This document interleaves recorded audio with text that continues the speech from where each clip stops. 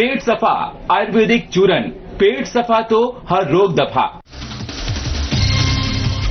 London में झारखंड सरकार और नवीन जिंदल समूह के बीच बैठक। इस्पात, स्वच्छ ऊर्जा और कौशल विकास पर चर्चा। उच्च शिक्षा कौशल प्रशिक्षण को लेकर हुई चर्चा।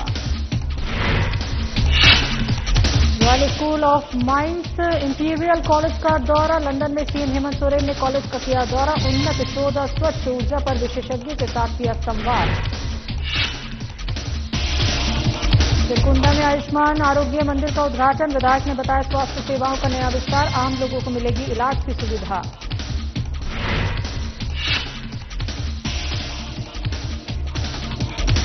बोकारो में 77वां गणतंत्र दिवस की तैयारियां तेज। पुलिस लाइन में फुल ड्रेस रिहर्सल कार्यक्रम का आयोजन। डीसी अजय नाथ झा ने परेड का किया निरीक्षण। और उड़ीसा में हुए करोड़ों रुपए के बैंक डकैती का खुलासा। धनबाद से 288 ग्राम चोरी के सोने के साथ 2 आरोपी गिरफ्तार। आरोपी को पूछताछ कर जांच में जुटी पुलिस।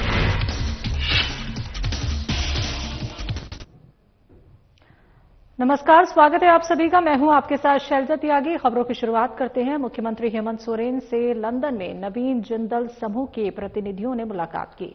ये भेंट रांची में 2 जनवरी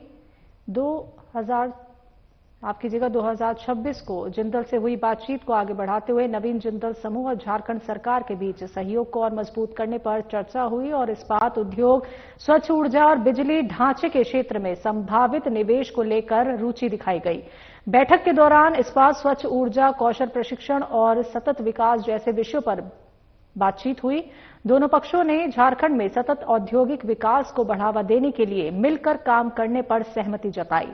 नवीन जिंदल समूह ने झारखंड में इस्पात उद्योग, स्वच्छ ऊर्जा और बिजली ढांचे के क्षेत्र में संभावित निवेश को लेकर रुचि दिखाई और ये पहल भारत के अर्थव्यवस्था की दिशा में किए जा रहे प्रयासों के अनुरूप है।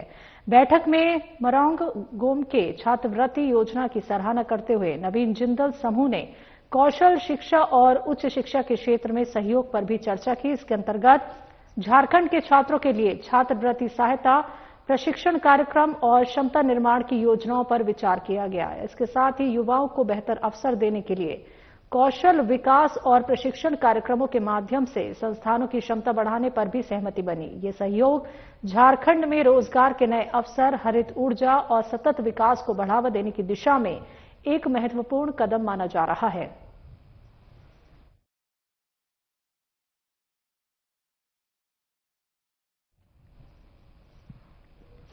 मुख्यमंत्री हेमंत सोरेन ने लंदन प्रवास के दौरान क्रिटिकल मिनरल्स, उन्नत खनिज प्रसंस्करण और स्वच्छ ऊर्जा से जुड़े अंतर्राष्ट्रीय संवाद के तहत royal school of mines imperial college London का दौरा किया। इस अवसर पर मुख्यमंत्री ने संस्थान की प्रमुख प्रयोगशालाओं का अवलोकन भी किया और क्रिटिकल मिनरल्स, एडवांस्ड मटेरियल्स और परमाणु से जुड़े अनुसंधान में कार्यरत फैकल्टी और शोधकर्ताओं से बातचीत की। प्रोफेसर स्टीफन निथलिंग, मार्क वेनमैन, मार्क सेप्टन और कैम्ब्रिज विश्वविद्यालय के प्रोफेसर मुकेश कुमार और डॉक्टर सूर्य कुमार सिंह ने खनिज प्रसंस्करण, सामग्री विज्ञान, परमाणु अभियंत्रिका और उन्नत सोर्सिंग सेसिंग तकनीकों से जुड़े शोध कार्यों की जानकारी दी। फैकल्टी सदस्यों ने बताया कि इंपीरियल कॉलेज लंदन में भूविज्ञान, सामग्री अभियंत्रिकी, कंप्यूटेशनल मॉडलिंग और नीति अध्ययन को एक साथ जोड़कर खनन, स्वच्छ ऊर्जा और औद्योगिक डीकार्बोनाइजेशन जैसी जटिल चुनौतियों पर काम किया जा रहा है। प्रयोगशालाओं में खनिजों की पहचान, प्रसंस्करण को बेहतर बनाने, मॉडलिंग और इमेजिंग से जुड़ी आधुनिक तकनीकों का प्रदर्शन किया गया। इस दौरान यह भी बताया गया कि कैसे प्रारंभिक स्तर के शोध को औद्योगिक स्तर के उपयोग में बदलाव लाया जा सकता है। चर्चा का मुख्य विषय ये रहा कि इस तरह की तकनीकें झारखंड जैसे संसाधन समृद्ध राज्य को केवल खनन तक सीमित न रखते हुए मूल्य वैल्यू एडिशन की दिशा में आगे बढ़ने में कैसे मदद कर सकती है।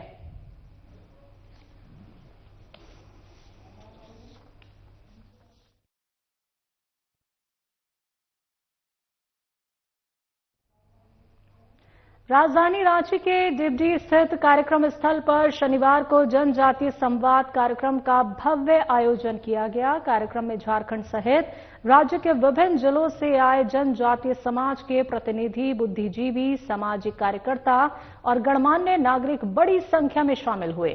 कार्यक्रम का शुभारंभ राष्ट्रीय स्वयंसेवक संघ के सरसंघचालक मोहन मधुकराव भागवत द्वारा भारत माता के चित्र पर पुष्प अर्पित कर और दीप प्रज्वलन के साथ किया गया। कार्यक्रम का औपचारिक परिचय तूका उरांव द्वारा कराया गया। इसके बाद कैलाश द्वारा प्रस्तुत गीत जनजातियों का धर्म नहीं है, इससे बढ़कर झूठ नहीं है के माध्यम से कार्यक्रम की शुरुआत की गई। इस अवसर पर राज्य के 32 जनजातीय समुदायों के प्रतिनिधि और समाज से जुड़े हुए लोग उपस्थित रहे। कार्यक्रम को 2 सत्रों में विभाजित किया गया। प्रथम सत्र का संचालन मोहन कच्छप द्वारा किया गया। इस सत्र में भगवान बिरसा मुंडा की 150वीं जयंती के अवसर पर राष्ट्रीय स्वयंसेवक संघ के सर कार्यवाहक दत्तात्रेय होसबोले का संदेश पत्र पढ़कर सुनाया गया, जिसमें अबुआ दिसुम अबुआ राज की अवधारणा पर प्रकाश डाला गया। पहले सत्र में जनजातीय समाज से जुड़े विभिन्न मुद्दों पर प्रश्नोत्तर सत्र आयोजित किया गया, जिसमें समाज के प्रबुद्ध जनों ने खुलकर अपनी बात रखी। दूसरे सत्र में राष्ट्रीय स्वयंसेवक संघ के सरसंघचालक मोहन भागवत ने जिज्ञासा समाधान के अंतर्गत विस्तृत उद्बोधन किया। उन्होंने कहा कि आदिवासी समाज और हिंदू समाज अलग नहीं है। उन्होंने साफ कहा कि हिंदू किसी पूजा पद्धति का नाम नहीं, बल्कि जीवन जीने की एक पद्धति है, जिसमें विविधताओं के बावजूद एकता का भाव निहित है।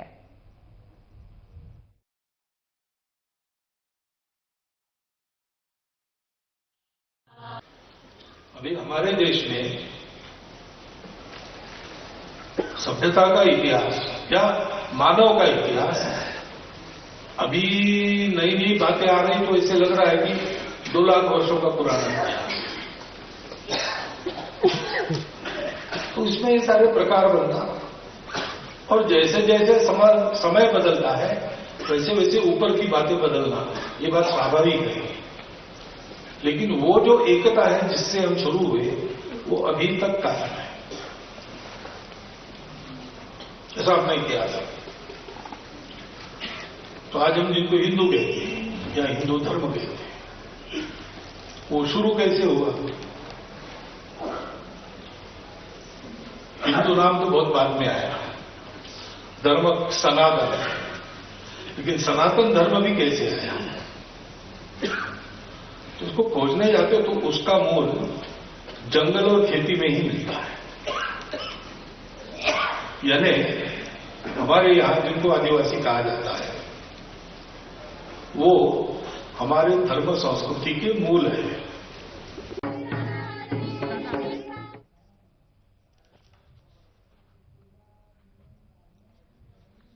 तो आपको बता दें कि रांची में जनजातीय संवाद कार्यक्रम का ये भव्य आयोजन किया गया, जहां पे आरएसएस प्रमुख मोहन भागवत मौजूद रहे। उन्होंने वहां मौजूद लोगों को संबोधित किया और कहा कि आदिवासी समाज और हिंदू समाज अलग नहीं है, विविधताओं के बावजूद एकता का भाव निहित, ये कहना है मोहन भागवत का।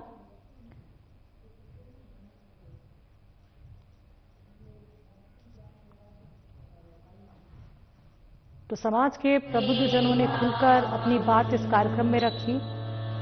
2 सत्रों में ये प्रोग्राम रखा गया था। तो पहले सत्र में जनजातीय समाज से जुड़े विभिन्न मुद्दों पर प्रश्नोत्तर सत्र आयोजित रखा गया, जिसमें समाज के प्रबुद्ध जनों ने बातचीत की, अपने सवाल रखे। और दूसरे सत्र में राष्ट्रीय स्वयंसेवक संघ के सरसंघचालक मोहन भागवत ने जिज्ञासा समाधान के अंतर्गत विस्तृत उद्बोधन किया।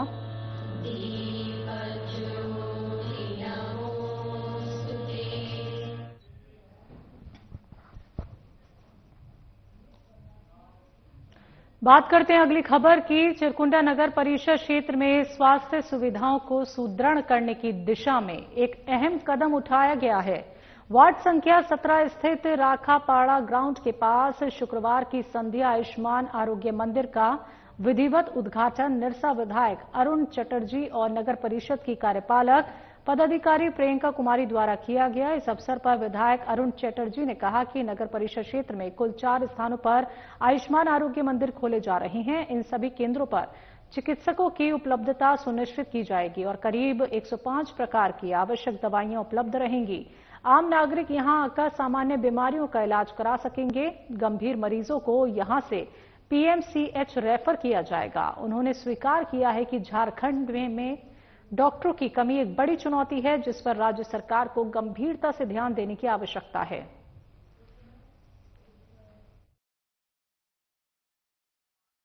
नगर विकास विभाग के 4 जगहों पर चिरकुंडा नगर पालिका क्षेत्र में 4 जगहों पर जो आयुष्मान आरोग्य मंदिर खोला गया है, जिसमें डॉक्टर्स हर एक सेंटर में बैठेगी और जैसे कि जानकारी मिला जो 105 तरीका दवाई भी यहाँ पर सारे उपलब्ध रहेंगे। तो ओटी की ये कोई भी पेशेंट आके यहाँ दिखा सकते हैं। जो पेशेंट का यहाँ इलाज होना होगा, नहीं तो बाकी सारे पेशेंट को जो है पीएमसीएच में रेफर कर दिया। भारत सरकार की NUHM प्रोग्राम के तहत शहरी आयुष्मान आरोग्य मंदिर युवाओं की स्थापना हम लोग 4 जगह चिरकुंडा नगर परिषद में कर रहे हैं और चारों जगह 4 डॉक्टर्स, 4 नर्स और 4 MPW with cleaning staff and guards रहेंगे। अब चिरकुंडा नगर परिषद के लिए सब बहुत ही सुखद बात ये है कि हेल्थ चेकअप जो प्राइमरी स्तर पे होती है प्राथमिक स्वास्थ्य केंद्र के जैसा, वो यहीं पे आपके शहर एरिया में वार्ड क्षेत्र में ही मिल जाएंगे और सभी लोग अपना हेल्थ जो रेगुलर टेस्ट और चेकअप होता है, बीपी, शुगर, हल्का फीवर, सर्दी, खांसी, डायरिया, ये सब और जॉन्डिस, ये सारा चीज कवर होगा। सरकार के जो गाइडलाइंस है 105 दवाएं हैं वो मुफ्त में मिलेंगी और जिनको जरूरत है वो जरूर आके कंसल्ट करेंगे। राष्ट्रीय मतदाता दिवस 2026 के अवसर पर आज कलेक्ट्रेट परिसर में जिला निर्वाचन पदाधिकारी सह उपायुक्त कीर्ति श्री जी की अध्यक्षता में मतदाता प्रतिज्ञा कार्यक्रम का आयोजन किया गया। इस दौरान कलेक्ट्रेट परिसर में उपस्थित पदाधिकारी और कर्मियों को जिला निर्वाचन पदाधिकारी सह उपायुक्त द्वारा मतदाता जागरूकता और लोकतांत्रिक मूल्यों के प्रति निष्ठा की शपथ दिलाई गई। इसके उपरांत कलेक्ट्रेट सभा कक्ष में जिला निर्वाचन पदाधिकारी सह उपायुक्त की अध्यक्षता में राष्ट्रीय मतदाता दिवस के उपलक्ष्य में जिला स्तरीय कार्यक्रम का आयोजन किया गया। तो कार्यक्रम में उपस्थित सभी जिला स्तरीय वरीय पदाधिकारियों, अधिकारियों और कर्मियों को मतदाता जागरूकता की शपथ दिलाई गई। इस अवसर पर जिला निर्वाचन पदाधिकारी सह उपायुक्त कीर्ति श्री जी ने कहा कि स्वतंत्र, निष्पक्ष और पारदर्शी निर्वाचन प्रक्रिया के लिए शुद्ध और त्रुटि रहित मतदाता सूची का होना अनिवार्य है। उन्होंने कहा कि बूथ लेवल ऑफिसर और BLO सुपरवाइजरों की भूमिका निर्वाचन व्यवस्था में अत्यंत महत्वपूर्ण है, जो जमीनी स्तर पर मतदाता सूची को त्रुटि रहित बनाने में सतत कार्य करते हैं।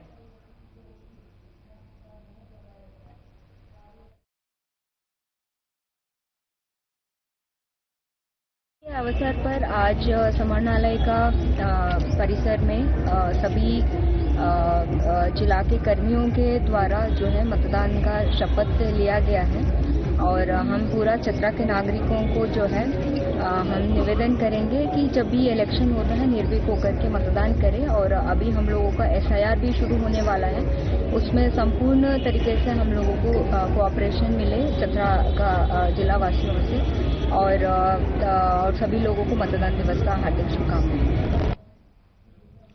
बोकारो के सेक्टर 12 पुलिस लाइन मैदान में 77वां गणतंत्र दिवस मनाया जाएगा। इस कार्यक्रम में झंडोत्तोलन करने के लिए राज्य के पेयजल एवं स्वच्छता विभाग के मंत्री योगेंद्र प्रसाद पहुंचेंगे।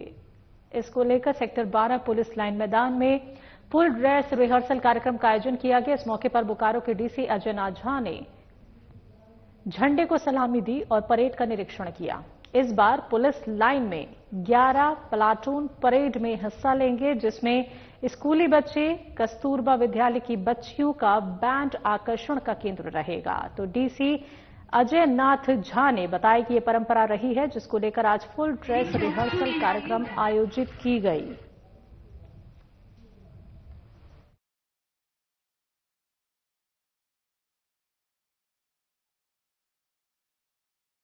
आज फाइनल रिहर्सल है और इस रिहर्सल को देखने से अंदाज़ा हुआ कि बच्चों ने और हमारे जो प्लाटून है, डिफरेंट प्लाटून्स हैं, जो 11 दल हैं, सबने बहुत मेहनत करी है, बहुत अनुशासित और बहुत भव्यता के साथ ये कल परेड में, परसों परेड में हिस्सा लेंगे। और मुझे विश्वास है बोकारो में गणतंत्र दिवस का समारोह हर्ष और उल्लास के साथ, पूरे अनुशासन और गरिमा के साथ मनाया जाएगा। यूजीसी के द्वारा एससी, एसटी और ओबीसी छात्रों को संरक्षित करने के लिए लाए गए कानून का विरोध शुरू हो चुका है। इसका विरोध स्वर्ण समाज के द्वारा किया जा रहा है। इसे स्वर्ण समाज के लिए काला कानून बताया गया है। बोकारो के आईटीआई जेल मोड़ मैदान में स्वर्ण समाज के छात्र और युवाओं ने बैठक कर काले कानून का विरोध किया और कहा कि बीजेपी हिंदुओं को बंटने और बांटने में कटने की बात कहती है, लेकिन समाज को बांटने के लिए काला कानून यूजीसी के माध्यम से लाने का काम किया गया। हम इसका विरोध करते हैं। हम चाहते हैं कि ये कानून को तुरंत वापस लिया जाए, क्योंकि आज तक किसी भी तरह की घटना किसी भी विश्वविद्यालय या उच्च शिक्षा के इंस्टीट्यूट में नहीं हुई। कानून से स्वर्ण समाज के छात्रों का शोषण होगा। यदि सरकार इस तरह का कानून लाने का काम करती है तो स्वर्ण समाज के छात्रों के लिए अलग कॉलेज की व्यवस्था कर दे। शिक्षा के मंदिर में जातिवादी नहीं चलेगी, शिक्षा के मंदिर में भेदभाव नहीं चलेगी, शिक्षा के मंदिर में काला कानून वापस लो। बोकारो में यूजीसी को लेकर विरोध तेज होता जा रहा है। स्वर्ण समाज की तरफ से इसका विरोध किया गया। साफ तौर पे स्वर्ण समाज ने कहा है कि इस तरीके से अगर यूजीसी को लेके आया जाएगा तो आप लोगों में भेदभाव पैदा करेंगे। इससे अच्छा है कि आप स्वर्ण समाज के छात्रों के लिए अलग कॉलेज की व्यवस्था ही कर दें, क्योंकि आज तक किसी भी तरह की घटना ना तो किसी विद्यालय में हुई है, ना ही इंस्टीट्यूट में हुई है। तो इस कानून को लेकर स्वर्ण समाज के छात्रों का शोषण होगा। तो यूजीसी को लेकर बोकारो में ये प्रदर्शन किया गया, अपनी बात रखी गई। तो बोकारो के आईटीआई जेल मोड़ मैदान में स्वर्ण समाज के छात्र और युवाओं ने बैठक कर काले कानून का विरोध किया है। तो स्वर्ण समाज ने कहा है कि बीजेपी हिंदुओं को बंटने पर कटने की बात कहती है, लेकिन आज वो समाज को बांटने के लिए काला कानून यानी यूजीसी के माध्यम से लाने का काम किया है और हम इसका कड़े शब्दों में विरोध करते हैं और इस कानून को तुरंत वापस लिया जाए, यही हमारी मांग है। ये कहना है स्वर्ण समाज का। शिक्षा के मंदिर में जातिवादी नहीं चलेगी, शिक्षा के मंदिर में भेदभाव नहीं चलेगी, शिक्षा के मंदिर में काला कानून वापस लो, वर्णों पर अत्याचार बंद करो। जो सेंट्रल गवर्नमेंट द्वारा जो यूजीसी कानून लाया गया है, इसके खिलाफ हम लोग विरोध प्रदर्शन कर रहे हैं। और जो ये मानसिकता के साथ ये जो यूजीसी एक्ट लाया गया है, ये जो जनरल कास्ट के जो भी बच्चे कॉलेज और महाविद्यालय में पढ़ेंगे, इनके साथ तो आप सीधा सीधी टारगेट कर रहे हैं। अगर वो सामान्य रूप से कॉलेज में घूम भी नहीं पाएंगे, ऐसा जो आप कमेटी बना दिए हैं, ऐसा इक्विटी आप स्क्वाड बना दिए हैं जो हमेशा जनरल वर्ग के छात्रों पर नजर रखेंगे, इस तरह से तो अपने मतलब स्वतंत्र दिमाग से तो कॉलेज में घूम भी नहीं पाएंगे। ये आप क्या करना चाह रहे हैं कि मतलब जो भी मेधावी छात्र छात्राएं उन पे तो आप सीधा निशाना टारगेट कर रहे हैं। क्या आप जनरल कास्ट को मतलब टारगेट कर रहे हैं? सबसे पहले जो यूजीसी कानून आया है, कानून आप पास किए हैं, इसका हम लोग विरोध तो करते ही हैं। इसमें और एक आप ऐड कर दीजिए कि जनरल के लिए अलग कॉलेज, अलग स्कूल, अलग शिक्षा का आप कर दीजिए, जहाँ लड़ाई नहीं हो, झगड़ा ही नहीं हो। आप लोग सबका अलग अलग है तो कॉलेज में आप जनरल का अलग कर दीजिए और छात्रों के लिए अलग कर दीजिए, कोई झगड़ा नहीं होगा। ये कानून आप कह नहीं लाए। और रहा बात जो छात्रों को आप हिंदू का बात करते हैं और हिंदू को बांटने का काम आपका मोदी सरकार कर रहा है, ये तो सबसे बड़ा अन्याय है। तो आप हिंदू विरोधी हैं, आप हिंदू को हिंदू से लड़वा रहे हैं, ये मोदी सरकार काम कर रहा है। ये जो यूजीसी एक्ट लाए हैं और ये काला कानून जो है, जो स्टूडेंट के अंदर में जातिवादी भर देना चाहती है। आज तक देखिए भारत में 2.5 करोड़ से ज्यादा स्टूडेंट पढ़ रहे हैं, लेकिन इस तरह का कोई शिकायत अभी तक नहीं आया। माइनर 0.0% आया है, लेकिन इसका कोई डिमांड भी नहीं किया था, जिसको सरकार ला दी है।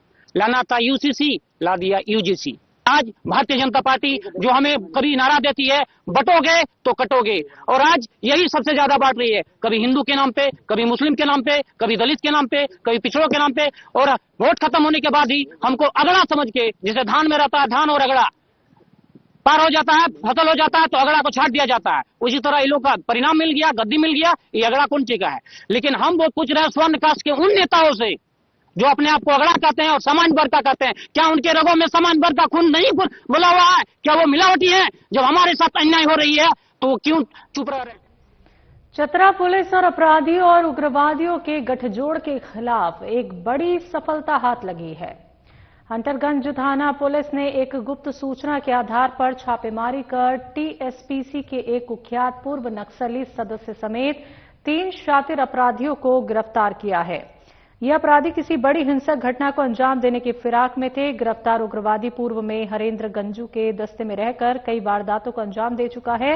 हंटरगंज पुलिस की इस कार्रवाई से इलाके में दहशत फैलाने की कोशिश कर रहे गिरोह को करारा झटका लगा है। मामला हंटरगंज थाना क्षेत्र के खूटी केवला खुर्द गांव का है। पुलिस को पुख्ता जानकारी मिली थी कि कुछ संदिग्ध व्यक्ति अवैध हथियारों के साथ किसी बड़ी घटना की योजना बना रहे हैं।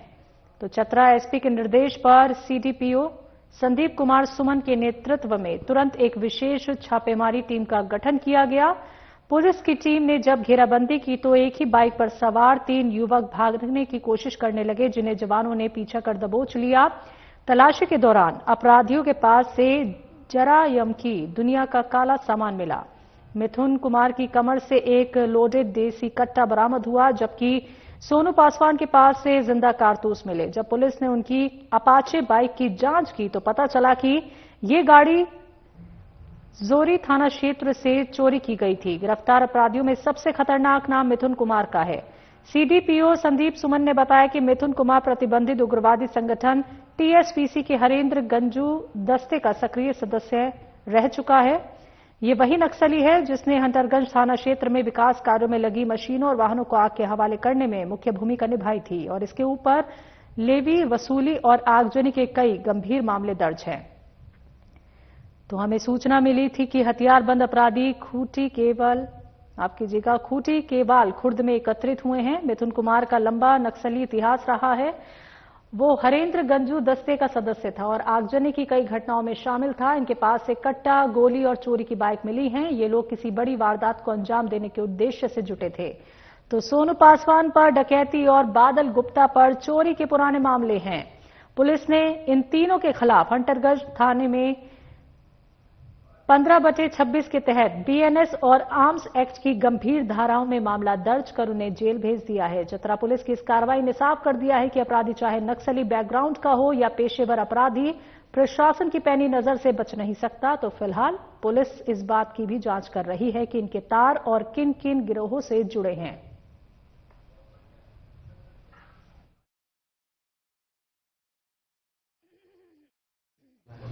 पुलिस अधीक्षक महोदय चतरा के निर्देश पर लगातार हम लोग क्राइम प्रिवेंशन, डिटेक्शन तथा क्वालिटी इन्वेस्टिगेशन की दिशा में हम लोग लगातार युद्ध स्तर पर प्रयासरत हैं। इन्हीं प्रयासों के तहत हंटरगंज थाना प्रभारी द्वारा एक बड़ी घटना को घटित होने से पहले ही उसे रोकने में सफलता हासिल की गई है, जिसके तहत इनके द्वारा 3 व्यक्तियों को गिरफ्तार किया गया है।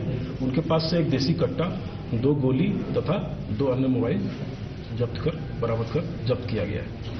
ये 2 दिन पूर्व 23 तारीख को जब इनके द्वारा वाहन चेकिंग अभियान चलाया जा रहा था, तब एक वाहन बाइक है जिस पर 3 व्यक्ति जा रहे थे।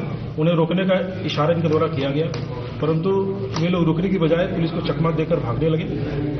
उपलब्ध बल के द्वारा उन्हें पीछा कर पकड़ा गया तथा जब उनकी तलाशी ली गई तो पुलिस को उनके पास से एक देसी कट्टा, 2 गोली तथा 2 मोबाइल बरामद करने में सफलता प्राप्त। बीते 19 जनवरी को ओडिशा के क्योझर जिले के बड़बिल स्थित बैंक ऑफ महाराष्ट्र में अज्ञात अपराधियों द्वारा की गई डकैती मामले का खुलासा हुआ है। बता दें कि झारखंड के धनबाद में ओडिशा पुलिस और धनबाद पुलिस की संयुक्त छापेमारी में घटना में शामिल 2 प्रमुख डकैत और लूट के सामान बरामद हुए हैं। इस संबंध में शनिवार को धनबाद कलेक्ट्रेट स्थित पुलिस मुख्यालय में धनबाद के सिटी एसपी श्रीवास्तव जी और ओडिशा क्योझर के एएसपी प्रत्युष मोहपात्रा ने संयुक्त रूप से जानकारी देते हुए कहा कि बैंक डकैती मामले में बड़बिल थाना में मामला दर्ज कर ओडिशा पुलिस द्वारा मामले में अनुसंधान शुरू किया गया। मामले को धनबाद से जुड़ता देख क्योझर के अपर पुलिस अधीक्षक प्रत्युष मोहपात्रा अपनी टीम के साथ धनबाद पहुंचे। इसके बाद ओडिशा एयर धनबाद पुलिस की एक संयुक्त टीम के द्वारा धनबाद के निरसा और सिंदरी में छापेमारी कर डकैती किए गए। 288 ग्राम सोना, घटना में शामिल 2 स्कॉर्पियो गाड़ी और 4 एंड्रॉयड मोबाइल जब्त किए गए। तो फिलहाल पुलिस गिरफ्तार आरोपियों से पूछताछ कर आगे की कार्रवाई में जुट गई है।